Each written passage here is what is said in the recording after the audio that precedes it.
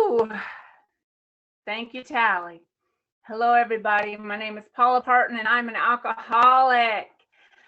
Woo!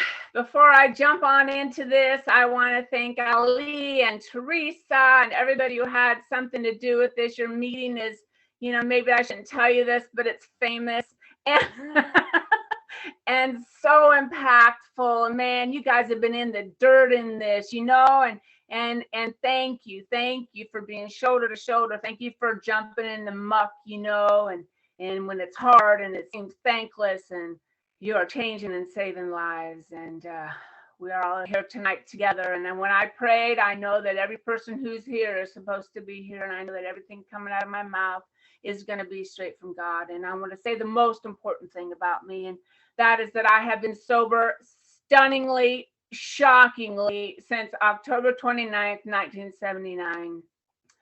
I took my first drink when I was 14 years old, and it's crazy to say, but it saved my life until it didn't. And then I think how this all works is we come here broken and bruised and bullied and bleeding and bullies, and we somehow find that this is a sufficient substitute when we thought that dying was the only last option. And then for a while, it is a substitute. The fellowship is a substitute. You were the only family I ever knew, best one I ever had. But then, man, those 3 a.m. come back without drugs or alcohol. We got to find something else. And that's where we jump into the steps that focus on prayer and meditation, finding a power greater than ourselves. I chose that reading. It was hard. Ali is very organized, and he put some pressure on a long time ago to come up with something. And of course, I wanted to be unique, And what I do when I'm sort of looking for God's guidance or God's direction is I'll say a prayer asking for God's direction, and then I be quiet. And I can be quiet as in not talk, but it's the brain being quiet is, key. And so here's how I do that. And here's how I do that in meditation as well. It's like this. When you're in a loud room, it's crowded and it's noisy, but you think you hear something just outside. And you say to everybody, be quiet, I think I hear something. And then you tilt your head and you listen intently. That's meditation. I got my first sort of foray into this and a long and winding road. And yes, I'm a Beatles fan. And also, before I jump in, I want to say that my, hero friend, Brenda J, is on here tonight.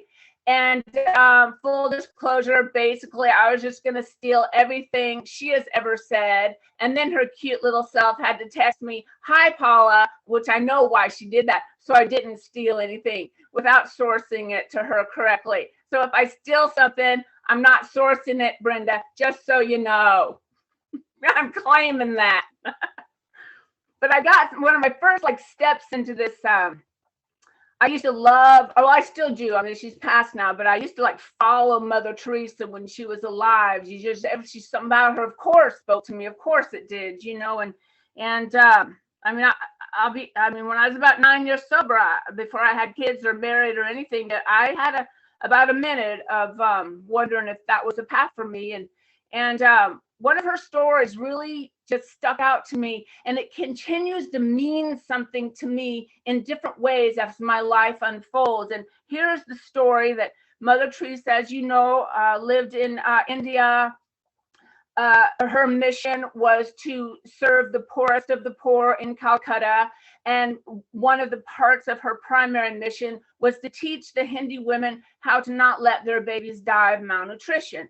And surprisingly enough, it's a pretty easy formula, actually, in order to do that. Some lemon juice, some sugar, some protein, not that hard, but that was one of the primary focuses of Mother Teresa's mission. And a journalist flew out, to follow her around and write up a story on her work and how it was going, those kind of things. She was a famous person. And so this journalist followed her around for a couple of weeks, and it's the last interview, and he's in the room with Mother Teresa, just sort of wrapping up the interview.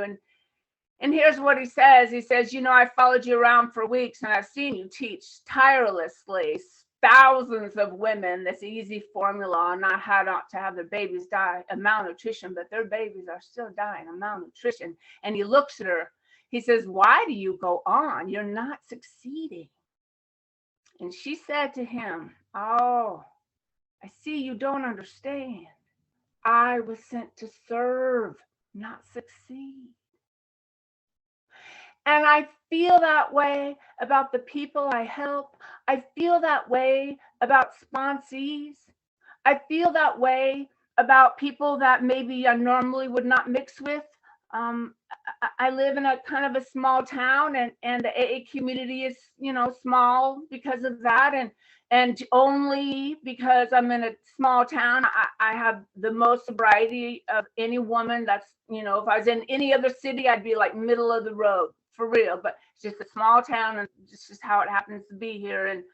And you know, I mean, you know, me and my little women's group take some hits, you know, we take some arrows from some people, and man, I used to double down. Did you hear what he said about us? You know, like, oh my God. And you know, but here's what I'm gonna do. Here's what I'm gonna do. I'm gonna lead with love. I will never be wrong in that.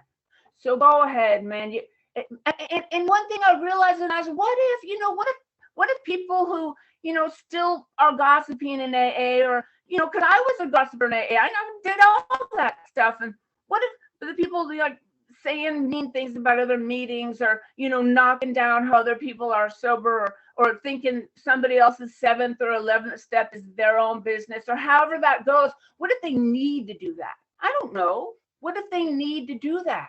Wouldn't I rather it come at me than a sponsee or somebody who may be more vulnerable? Yes, I would. Yes, I would. And here's the decision I made. It's like, that's all right, man. You got something bad to say about me. That's all right. I'll still help you. You still hurting people. That's all right. I'll still help you. You running down my home group. That one doesn't make me mad, but that's all right. I'll still help you. My sacred duty is to keep the bridge built, to keep the bridge strong. We don't know who we're meant to help. We don't know exactly how the 4th dimension works. We don't know. We cannot say that we do. What if how it works is I am alive to help one person and one person only? I don't know when that person's going to appear. So I had better not have done anything to keep them away from any kind of recovery. Meditation and prayer bring us into the light. And as my friend Marty says, light is the best disinfectant. The light of God brings transformation and perspective. And to me, it is all about perspective. I recently took a deep dive into the steps again with aforementioned friend Marty J and a whole bunch of my sponsees and on over the line. I was going to say down the line, but we don't roll like that. We absolutely are shoulder to shoulder. And so, you know, another 4-step, great, done many, straight out of the big book. And embarrassed to say, 41 years sober, this is the first fear inventory I have ever done in columns. Like, I thought I was doing it right, you know, but column work, wow, what a change. And so one fear that's always appeared on my fear inventory all the years of my sobriety is that someday I'm going to be old and alone and helpless and poor and stuck in a nursing home. So I'd be on my 4th step, write it in my fears, say it in my 5th step, turn it over to God in 6 and 7, wait till I came back around to the next 4th step, write it in my fear list. Yeah, I thought I was doing it right. But this time, man, I'm just in the first column writing my fears. And before I'm even done writing that fear, I'll be old and alone and poor and stuck in a nursing home. Before I was even done writing all of that, I realized for the first time that my ever increasing backside in a nursing home may be the best service work I will ever do. And I'm kind of excited to be there. I mean, the whole point of prayer and meditation isn't so we get to feel good and hang out at our house, man. It's so we can be ready for service. That's the point. Even in the Catholic Church, priests are not allowed to say Mass all by themselves. because they don't get to just feel good all on their own. That is not the point of the gift. When I talk about listening during meditation, that's how an old Franciscan nun taught me how to meditate. And here's how she taught me. And that in the morning, read something spiritual to you, whatever that is to you. And it changes for me. For a whole year, it was the prayer of St. Francis. And then for a year after that, it was just that line, to love rather than be loved. Sometimes it's the first line of Desiderata, go placidly amidst the noise and haste. Sometimes it's lines from poetry, sometimes religious books of many religions, whatever spiritual to me that day, God will guide you in that too. And the point is to read slowly and intently, listening with your head cocked for God to let you know what are your words of this day. And the beauty of that is I remember those words all day long. I am so far from perfect. So far. Give me just a couple days out of the sunlight of the spirit, and I'm causing World War IV and thinking that driving is a competitive sport, and like that nobody has the correct line standing at the grocery store strategy down but me. And I need to point out their poor line standing strategy. I mean, that's a day. I call it Tuesday sometimes, but it's necessary. Another thing about me, I know it doesn't belong in an AA meeting, but I'm gonna say it. So, put on your seatbelts. We're gonna be all right. I'm gonna float into this and I'll get right back out. I have 2 outside issues and I'm gonna bring them up briefly because it's helpful. It seems to be helping people. My outside issues are I have depression and I have post-traumatic stress disorder. We're okay, everybody. I'm a big book traditions person. We're going to be okay. But why I even bring them up is this. I came from a dark home of alcoholism. Many of us did. I know that. And page 124 is my favorite part. Cling to the thought in the big book. It says that in God's hands, the dark past is the greatest possession you have.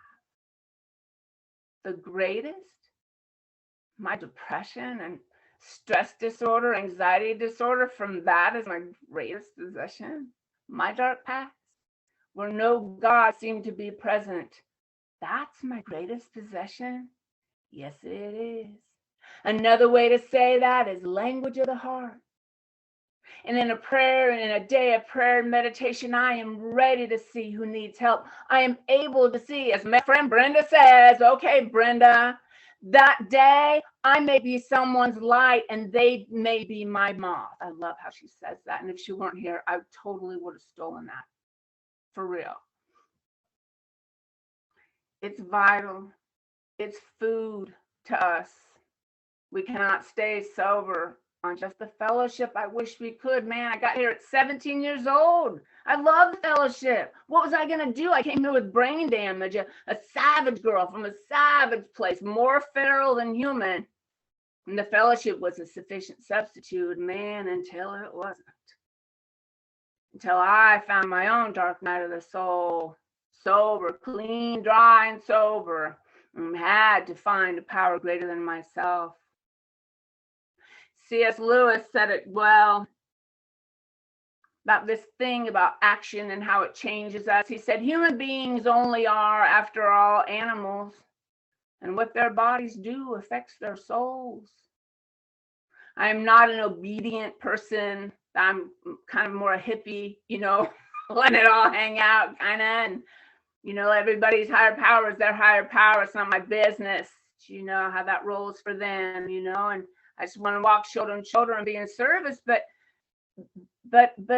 prayer and meditation is action. There's some days I sure as heck don't feel like doing it. There's some days sure as heck I don't feel like reading through when I retire at night. Of course, there's many days I don't feel like doing that. But so what? Doesn't matter. I'm doing it anyway. I don't have a better answer. For 41 years it has worked. I'm not going to change the formula now. Again, C.S. Lewis said an amazing thing about that. Because I know sometimes we're in a dark night sober, that life comes blazing at us through the front door, unexpected, seemingly unprepared for. We think it's going to take us down. but we stay obedient anyway. It doesn't matter if we feel like it. We do it anyway. And here's what he wrote. He said, God is never more happy than when his person is standing on a mountaintop, looking round upon a universe from which every trace of him seems to have vanished, asks why he has been forsaken, and still obeys.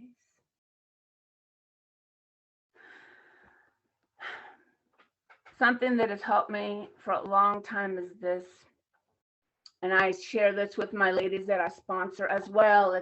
If there's an issue, a conflict, a wrong, a worry, a terror, something, whatever is on them, and they're obsessing or just thinking of it, can't seem to let it go, can't seem to find freedom, here's what we do. That is our reminder to pray for an intention that we have. I've been for a year in intense prayer for 2 grand sponsees, because that was the choice of who I'm going to pray for when I start worrying about my 2 sons that are dying of alcoholism. Even though I have them far into sobriety, as if that's some kind of thing that's going to save them from this disease. It will not, and it is not. But we will see. We will see. Another way that prayer and meditation changes us and makes us just show up for services. When I was about 10 years sober, I lived in Savannah, Georgia, and before I was married or had kids, and I just volunteered all the time. You know, I live in AA, and I just volunteered in the community all the time. I was really active in nonprofits, and it's a great life. You know, almost every night of the week I was volunteering, painting a house or at some food pantry. I mean, why not, right? And plus, if you want to make good friends, go to good places. Just saying. And so in Savannah, the News Gazette, the newspaper there has this, surprise award they give, and you don't know who won it or if you've even been nominated. And on Christmas Day, you open the paper and you see who won this award called Hero of the Year. So when I was about 10 years sober, maybe about 27 years old, I opened the paper on Christmas Day and I won Hero of the Year. I couldn't believe it. My AA friends, oh God, they said, oh God, we're never going to live this down. Anyway, so here's the amazing thing. Here's the only reason I tell that story. That year, in a town of about 200,000 people, that's intense volunteers, and lots of volunteering in that city. 6 people won that award, Hero of the Year. Of the 6 people who won, 3 of us were in AA. That's how we roll. When we pray and meditate, we can see the next thing to be done. And when my ladies are in pain, I hurt for them. Of course I do. But what I tell them is this: I will walk with you the whole way, no matter what that looks like, no matter when that is, when it hits the fan, when it's hard, I will be with you the whole way. But I am asking you, honey, to do this. Pay attention. Because the miracles are coming. And someday, way sooner than you think, there will be someone that looks to you for help for this exact issue. They will need to know every minute of how you got through that. How that showed up for me in one of the biggest ways. I was about 18 years sober, in the middle of Alcoholics Anonymous here in Champaign, an active home group, sponsoring people, fine, in the big book, fine, all that great. My mother died.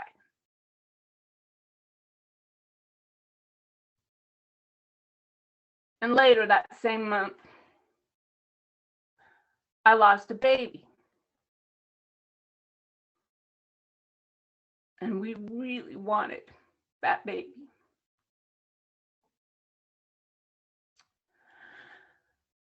And I remember I was lying in bed. I just, for a day, felt like just too much. Just too much. And I was hemorrhaging, and I have to say, I'm embarrassed to say, but it's true. I knew if I just stayed there that I would go out that way. The people in AA came up to my home from my home group, and they dropped off food for my children and for my husband. and came to sit on my bed and take my hand. And they talked me into going to the hospital to get a transfusion. And I did. And then they talked me into coming to the home group, and they would make it easy. They would come and get me. They'd find me a special chair to sit in, and probably medically before I should have been up and about. They did do that. And just a week or so later, I was walking into my home group, and they found me a special comfortable chair to sit in, and I sat. And I live in a university town, and so we have lots of visitors from out of town. And at the beginning of the meeting, someone asked, are there any visitors here, any alcoholics from out of town? And a young man raised his hand. He says, yes, I'm in town because my mother just died, and I don't know how to get through this sober. And there I was. God takes these things, turns them to magic, to gold. Who knew that was the point? A couple years ago, before we went into lockdown, and I'm going to leave details and names out of this, so you won't know other people's defects, just mine. I got asked to speak at a conference outside of a large city at kind of a church camp, kind of a place. Great, fine, happy to do it, near Los Angeles. And then so I agreed to it, happy to do it. And then one of my sister sponsees out there, who's sort of on the edge of celebrity, was going to have this huge red carpet event with paparazzi and like ball gowns, are like totally up my alley. And she was going to fly some of us out there and put us up at the Beverly Hilton at Beverly Hills. I'm like, yes. And then I look at the dates, and it's the same dates that I had committed already to go to this conference. And so I said, I can't do, I committed to go to the conference. And then Lois said, well, when are you talking? I said, well, Saturday morning. Lois said, well, just tell the conference you're going to talk, and then you got to go back into the city to attend this event with your sober sister. And and like a lot of people who sort of have influence in my life were saying to do that because they were just overcome at the thought of all of us getting to do this amazing thing. And my gut felt funny about it, but I said, really? Okay, I'll run it past the conference guy. And I did, and he blasted me, which he should have. And I immediately knew he is right. That was not okay for me to do. So I called him back. I'm so sorry. You are so right. Momentary blip. I'm with it. And even after that, my people in my circle were saying, come on, because they were mad at him for blasting me. I'm like, no way. No. I said yes to Alcoholics Anonymous, man. I'm not. No. So I went. Another woman went to that conference I'd never met before, and she was rooming with my host. So this woman was at every, dinner and lunch, and we got to know each other, and I spoke, and something about what I said really reached to her. And so she was calling me for a whole year afterwards. Great, new friends, she was reaching out when I guess she couldn't reach her sponsor or something. And so she made a sponsor change, and she asked me to sponsor her. Great. So I thought that was the point of me giving up the red carpet. And she thought that was the point of her going to this church camp thing, which is never something she would like otherwise do. Nah, it wasn't that. Also during Zoom, I started sponsoring another young woman who was homeless, and she just got her child back, which she had lost, a very young child, which she had lost during drinking. My sponsee, the one who was with me at that church camp conference, works for a homeless shelter who gives apartments away to people who need apartments, fully furnished. And we have a weekly sponsee meeting, and the sponsee was homeless, just happened to mention, she's losing the trailer that some kind of shifty landlord had let her live in. And my other sponsee who'd been at that conference with me heard that and found this woman an apartment. So I gave up the red carpet for my girl, man. I won that bargain. That's how God rolls. I remember being a little girl, man, in the darkness of my mom's alcoholism. And like, I remember I was 8 years old. I don't know why I remember this so clearly, you know, but I was begging God to help. Please, God, please make it stop. And I woke up the next morning and it hadn't stopped. And my first words to God were, I hate you. But now I know God was with me all the time. God was saying, hold on, daughter. I am sending Alcoholics Anonymous. There you will find freedom from care, boredom, and worry. There you will be rocketed into a fourth dimension of existence. And why some minutes ago I mentioned my depression and post-traumatic stress disorder is this. I am grateful to be an alcoholic. There was no way out of that for me, but to you. I will never be done paying back my debt to Alcoholics Anonymous. And I never want to be done paying back my debt to Alcoholics Anonymous. And when I got diagnosed with PTSD, maybe, I don't know, 7 or 8 years ago, I'm not sure, something like that. And the answer for that is meditation. And I happen to be a member of a group of about 2 million people who have a step that concentrates just on that. When I got diagnosed with that, I'm going to tell you that quick story because it's amazing.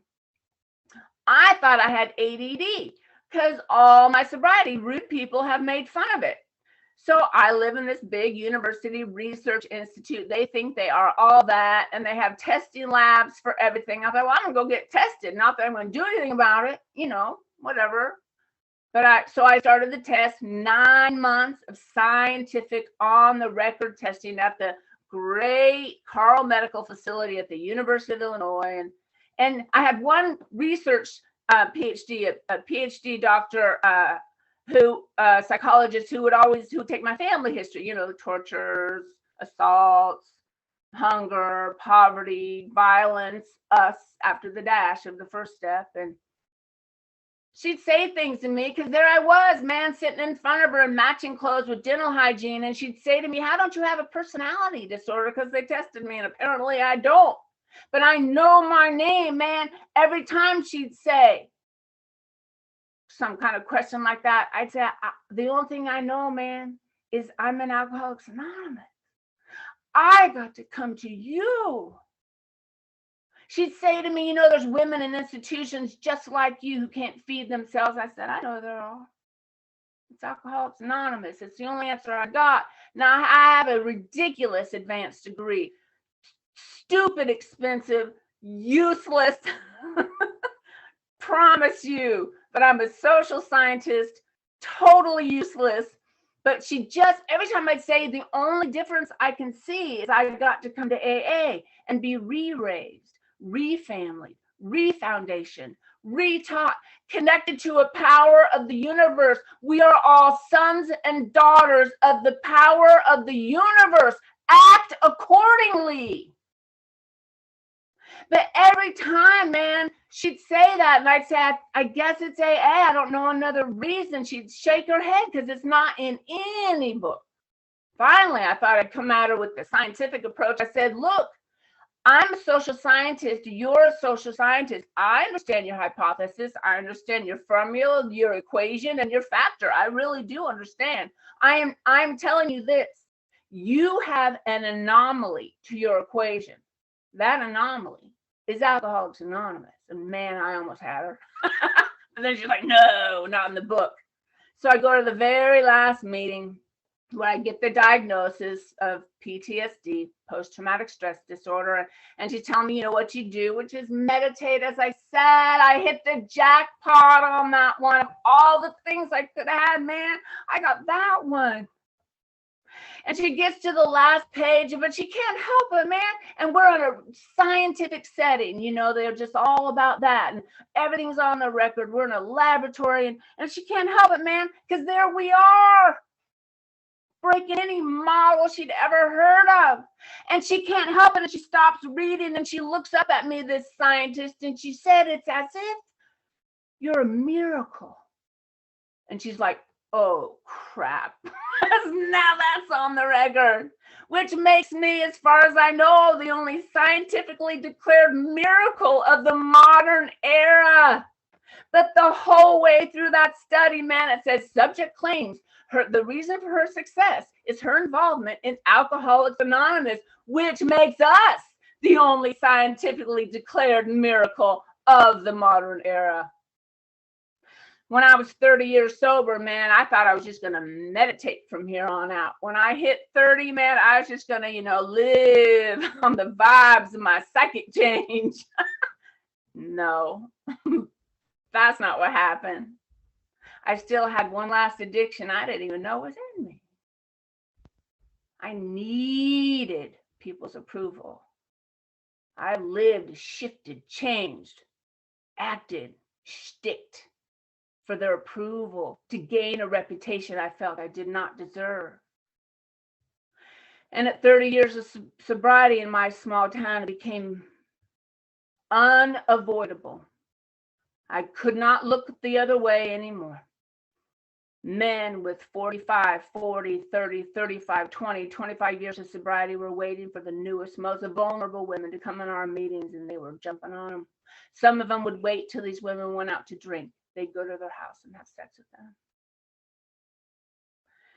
And my sponsor lives a long way away. And like I said, I'm in this little town, little AA community.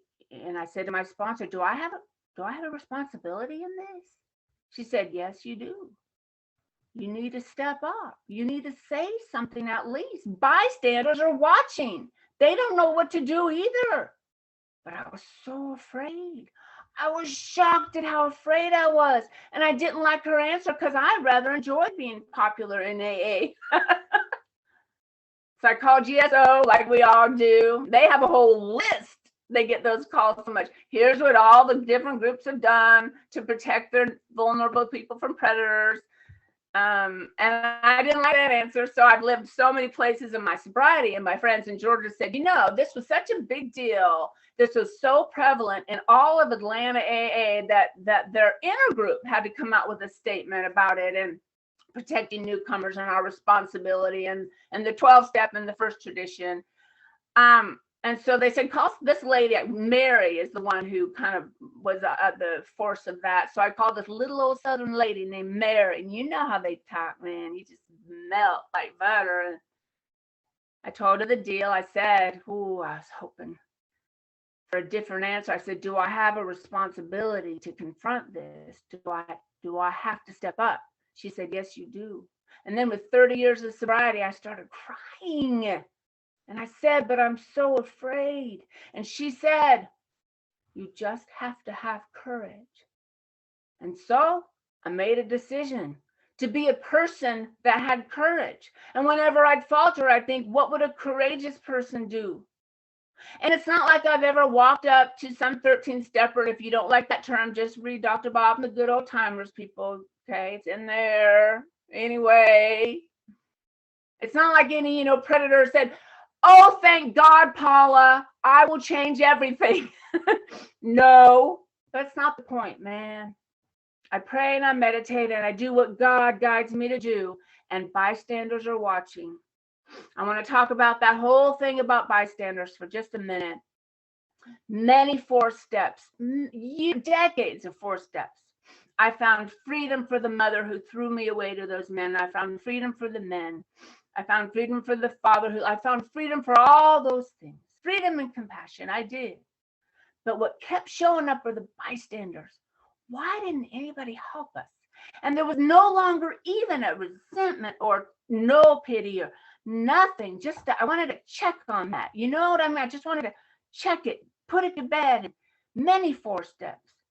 And then finally, what I realized is we are a people of action. And my answer to that, why didn't anyone help us, is I don't know. Here's what I know. I will never be a bystander.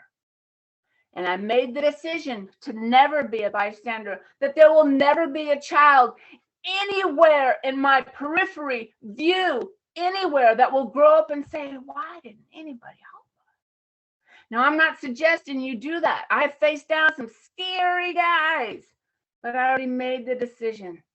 And there I found freedom. This service for others doesn't just work through 10 and 11 or 11, I'm sorry, and in AA, man. We serve our communities too. Man, we almost destroyed them. We need to be good citizens too, at least for me. Your God can talk to you, but that's where God's got me too. And I'm in my 10th year as a community advocate in the elementary schools. And what I do is I find the little kids who don't have anybody showing up for them, man, who fallen off the face of the planet. Nobody's noticing but me. And the other programs that have this similar program, mentoring program, my other colleagues say, how do you find so many kids for your program? They don't know, man. I have a superpower. Because when I was a little girl and my mom's alcoholism, I'd wander the neighborhood. I was filthy and I smelled. And what I smelled like was gasoline and cat urine. Because after that dash of the first step, you don't control what happens. Sometimes kids, that's what happens to kids. And to this day, man, when I'm looking for another little kid for my program, I walk down the hallways of the elementary school and inhale. And I find them every time. And I approach them kind of the same way I approach a new woman or a new person. And I always get down to their level. That's that version of shoulder to shoulder, man. So important. And they're scanning me. Safe or danger. Safe or danger. Because I know that's scam. And I find some reason to touch their face. I don't even know how I know to do that. And I start with the same words. I say, oh, I'm so glad I found you. And then they're mine, and I am fierce, and they're safe. I'm going to end pretty soon. I just want to say a few more things. My sons that drink like we drank. My oldest is the most frightening. He was born not breathing, hanging by the umbilical cord, and it's crazy. But that's the way he came into the world, and that's my fear of the way he will go out. And I've worked hard with God's help to just keep the bridge open. Man, I don't talk to them about their drinking. I don't. Of course I don't, man. What if I'm the one way they have in? I'm not messing that up for anything. One time I had to speak in Houston, and I was the Saturday night speaker, and usually speaking just wears me out, man. I really don't leave anything. I just, I'm worn out when it's done, and I sleep really well, but I went to bed. I just couldn't get to sleep. It was like 3 a.m, and I just saw, even through my closed eyes, the light on my phone go off, and I picked it up, and it was my son. And I happened to be awake, and he was texting me for help. And so for 3 weeks, man, I got to be a sufficient substitute and try to make the bridge. But he went back out. That's all right. I did my job. It's all right. But a funny thing happened. One of my oldest friends in AA, I called her and I said, if he ever reaches out for help, you've known him since he was a baby. Do you think, you could be the one to come and give him a 12-step call? She says, I can't believe you just called and asked me that. I said, why? She said, because I just had a dream about your son. I've never dreamed about him in my life. And in the dream, we are in a lake all by ourselves, and he is drowning. And I'm holding his head above the water, and I'm calling for help, and no one is coming to help us. Don't tell me that's not God. When my baby was born, not breathing, I was 13 years sober, in the middle of Alcoholics Anonymous, man, but I still had hate and rage for what had gone down. I wanted freedom, and freedom wasn't coming, but I wanted it. I looked to the side of the room on no drugs, and walking up to my bed was my grandmother, who had died 10 years before. And she brought such peace. I don't have a word to describe what she felt like. And I thought she was there for me because I had not been coming through that delivery well, but she was not there for me. The only reason I say that right now is this. I know the day is coming when my grandmother will return for me. And on that beautiful day, I imagine she will take me by my hand to go to meet the God of our ancestors. And there is one thing I hope, that the God of my understanding will lean forward and touch my face and say to me, "Well done, daughter. You were so brave." Thank you.